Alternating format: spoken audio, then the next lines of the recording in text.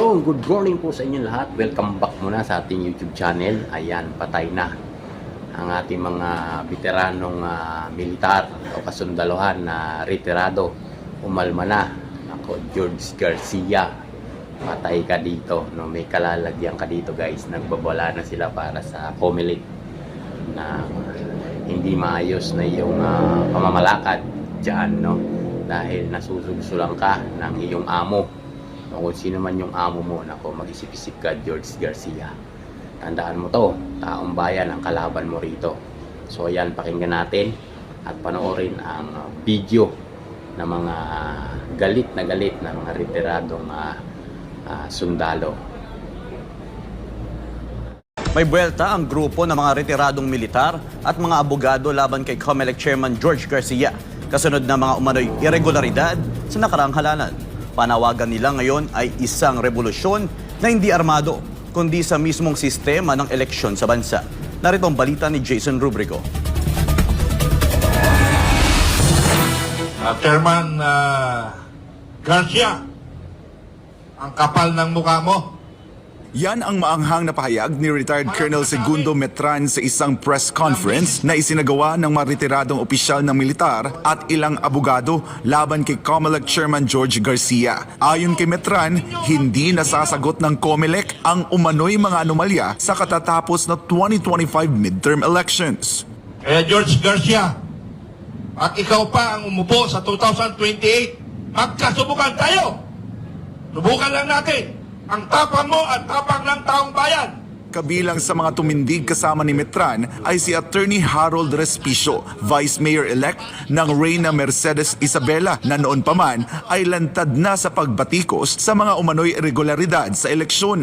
Ani Respicio, ngayon naman panibagong kontrobersya ang kinahaharap ni Chairman Garcia at ito ang umano'y pag-amin niya na humingi siya ng 300 million pesos mula sa isang kandidatong kongresista sa Bohol kapalit ng pagkapanalo sa halalan. Dahil dito, isinampa ni Attorney Jordan Pizaras ang disbarment case laban kay Garcia sa Korte Suprema dahil sa umano'y extortion. Itinanggi naman ito ni Garcia at iginiit na nabaliktad lamang ang kanyang pahayag. Ngunit hindi kumbinsido si Respicio.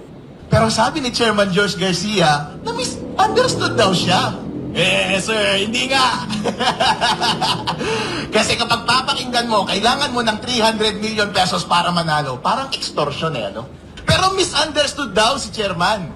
Ang ibig sabihin daw niya, yun daw ang magagastos mo sa eleksyon na ito para manalo. Pero sir, ang allowed na gastos lang ng isang congressman ay 3 pesos kada botante.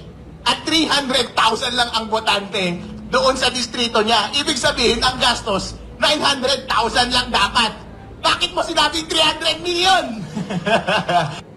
Dahil sa mga isyong ito, nanawagan ng electoral revolution ang grupo ng mga dating opisyal ng militar at ilang legal advocates. Pero paglilinaw nila, hindi ito armadong revolusyon kundi panawagan para sa radikal na pagbabago sa sistemang pang-eleksyon sa bansa. We want electoral revolution. We provide the spark.